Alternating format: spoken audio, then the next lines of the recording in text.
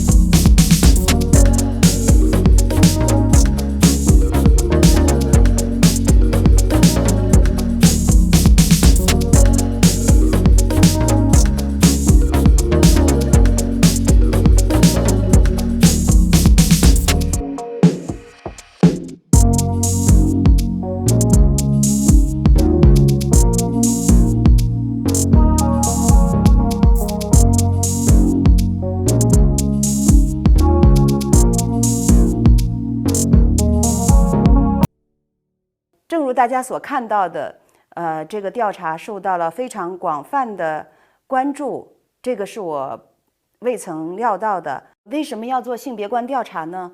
很多人问过我这个问题。大家都知道我在大学里教书，每天都和95后乃至00后一代打交道。这几年我深刻认识到，就是年轻一代的性别观和性别意识已经是今非昔比，不只是男性尊重女性那么简单。那么我们时代人关于性别问题的认识和理解，在今天的文学作品里传达出来了吗？我是有疑问的。那么100年以来，中国女性的生存状况是怎样的？中国女性写作发生了什么样的变化？男性的性别观是怎样的？与100年前相比，有什么变化吗？我对这些问题也很好奇。当然，最近一些年来，很多全民关注的社会事件也使我想到我们这个时代性别观的问题。是什么使那些人做出那些事？或者面对性侵问题，面对家暴问题，一些人为什么会这样表态，另外一些人会那样表态？性别观其实也是衡量一个社会文明程度的标志之一。虽然性别观调查受到了作家和读者的认可，但是我要强调的是，我做性别观调查并不是在做性别观审查。关于作家的性别观调查和理解，我告诉自己一定要远离那种武断的非黑即白的二元对立的思维。我们读经典，我们做性别观调查，其实是为了帮助我们打开理解力，打开更灵敏的触觉，让我们成为有爱宽容之人，去认识和贴近更广阔的人间，而不是相反。接下来说一下性别观调查的发现。通过调查会发现，当代作家的性别观其实已经非常现代了。男作家们的回答也深具平等意识。透过大家的一些表态，也有一些特别微妙、值得分析的那个东西。因为我的调查报告还没有完全完成，所以我只说2个特别印象深刻的事情。比如在回答自己什么时候有性别意识的时候，很多作家回答的是对自己生理性别的认知。作家比较看重自己的直观的一种理解和感受。当我问你的性别意识是什么时候萌醒的时候，其实更看重的是作家的社会性别意识。而事实上，作为一个文学创作者，一位作家他不能拘泥于自己的生理性别，而应该看重自己的社会性别。小说家苏童老师他的一个回答被广泛争议过。他说，福楼拜写《包法利夫人》的时候，他有一颗艾玛的心。当然，他当时还有一句话叫做“一位优秀作家要有异形或者异性的能力”，说得特别好。《包法利夫人》完成的时候，福楼拜在给朋友的信里边也说：“我就是包法利夫人，包法利夫人就是我。”在我们一直以来对文学经典的认定中，其中也包含了对社会性别意识的一个肯定。比如说，正像我们看到的《红楼梦》、包法利夫人、安娜·卡列尼娜，还有鲁迅的《祝福》，这些作家的生理性别当然是男性，但是你在阅读作品的时候会深深意识到，这些作品都是深具社会性别意识的。也就是说，这些作家在写作的时候跨越了他们的生理性别，选择和那些女性站在一起，这其实非常了不起。在调查中有一个问题是：你会克服自己的性别意识吗？许多男作家的回答是要面对自己的性别。为什么要克服？因为它是我自身的一部分。可是女作家回答这个问题的时候就非常的含混，非常的犹疑，你会感觉到他们对自我意识的这种不确定。相比而言，男作家对性别意识更坦然，而女作家有一种不安全感存在。又或者说，这些女作家对女性写作、女性意识这回事儿并不自信。什么是女性写作？我们为什么要强调女性视角和女性写作呢？这件事情说来话长。在古代，女性她们称呼自己的时候会说余、奴、妾。但在白话文，也就是现代文学时期，当他们讲述自己故事的时候，他们会说我。而且我们也知道，新文化运动时期，那些知识分子先驱为了体现对女性的尊重，他们创造了一个词，一个字，就是她。她诞生于现代中国，和那个她是平等的。从这个字里边，我们也会看到，她和她有相同的一部分，也有不同的一部分。100年前，大部分中国女性才开始有机会和男人一起受教育，拿起笔写自己的故事。所以，只有现代女性开始书写，真正的女性写作传统才开始建立。我们看到冰心、卢隐，她们最初的表达是不连贯、不流畅，喜欢写别人的故事，而不敢写自己的故事。因为她们需要时间来寻找自己的声音。如果不像鲁迅和周作人那样去写作，应该怎么去写作呢？直到丁玲、萧红、张爱玲的作品出现，我们才发现女性写作和男性写作有很大的一个不同。他们使用自我的声音、自我的腔调，他们有自己的立场，但是呢，他们的写作成绩却是可以和男性比肩的，这是非常重要的一个事实。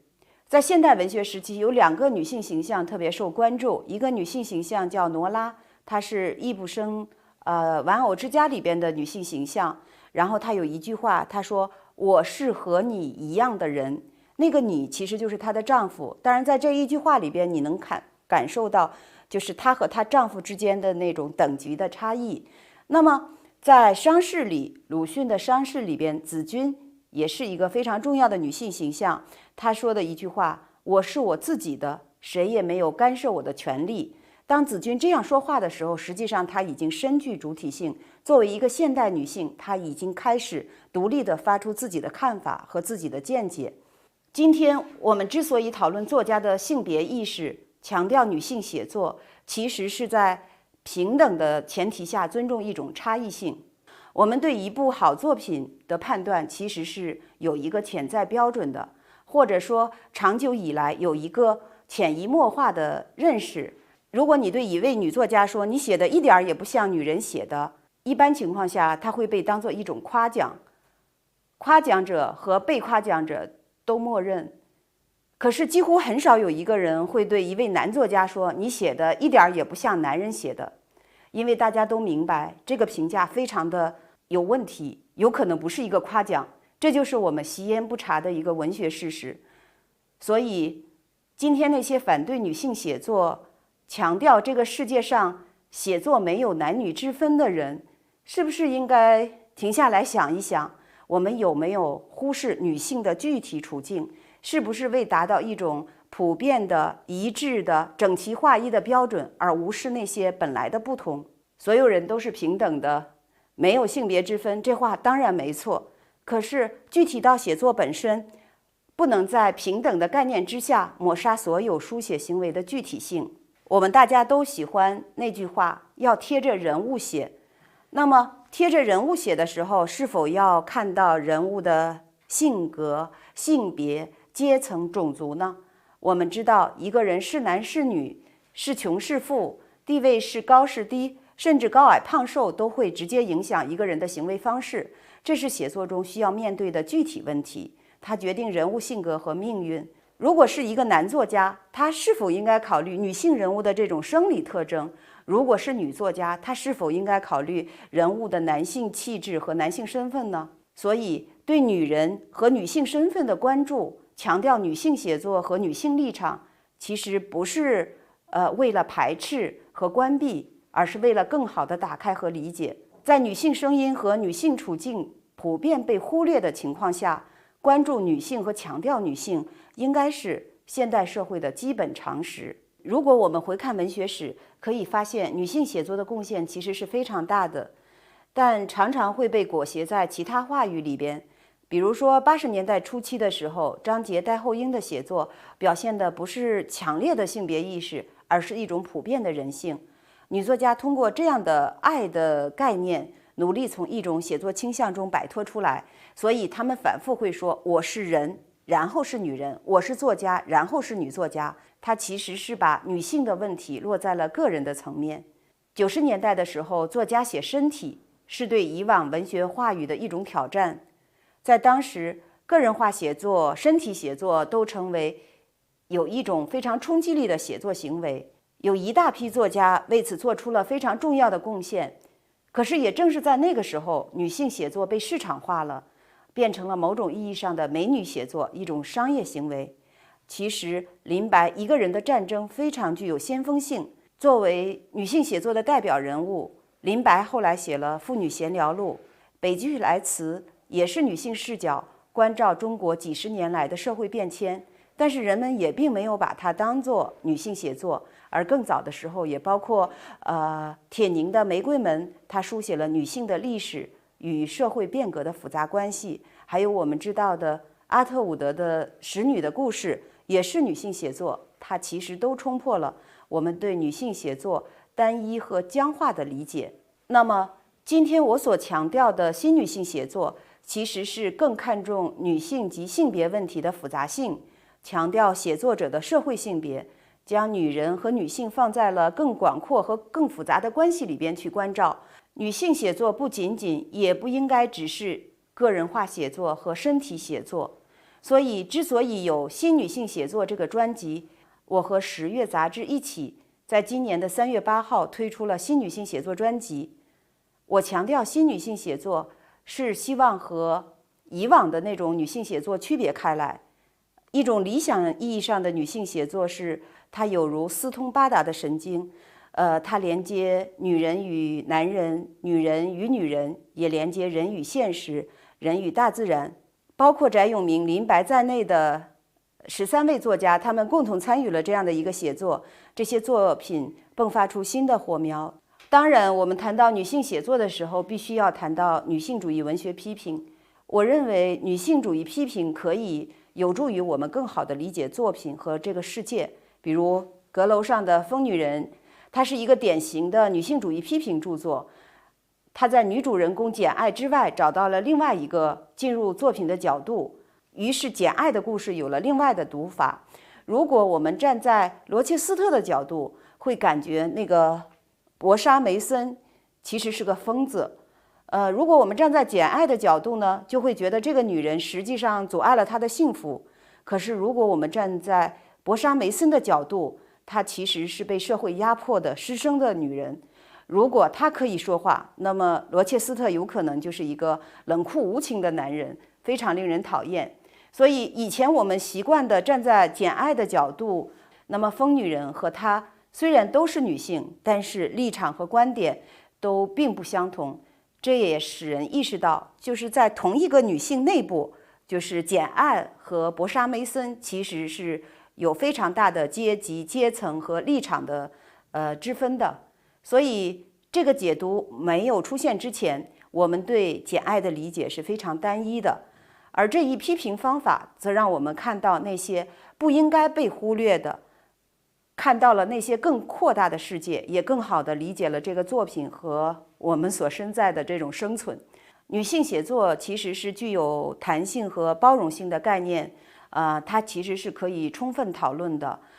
我想讲一个事情，就是那已经是很多年前了。我翻阅《少年中国》这本杂志，我记得当时是在一个旧的图书馆，那些纸片已经发黄和薄脆。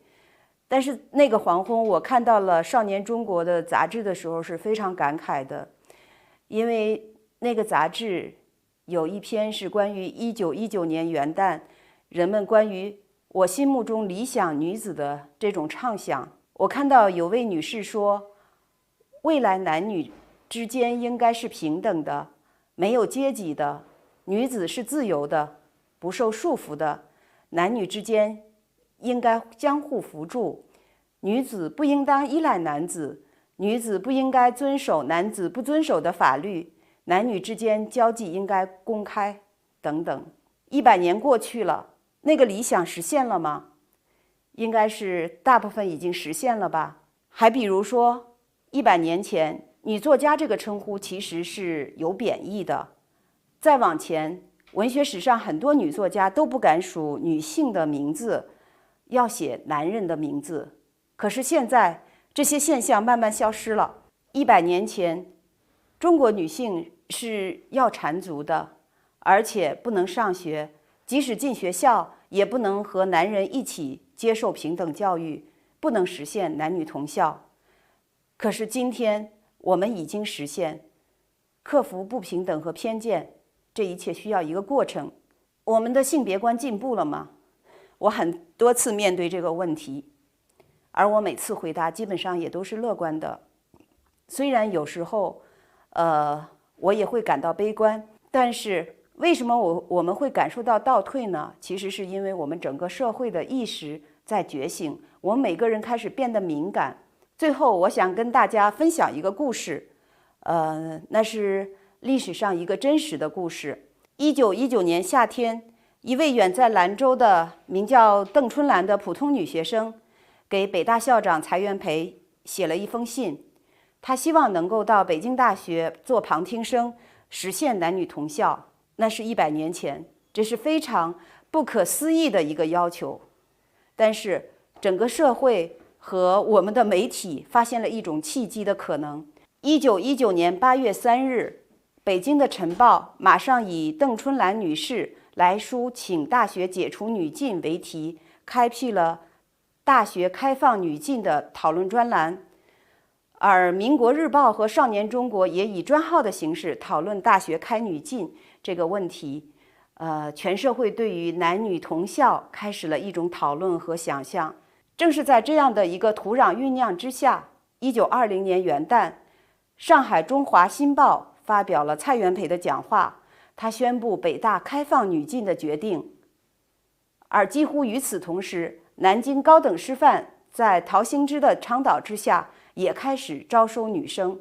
坦率说，这些年来，每当我看到新闻感到气愤和悲观的时候，我常常会想到那个女孩子邓春兰，那个普通的女学生所做的并不普通的事情。她让我意识到，尽管困难重重，一个普通人的努力也是重要的。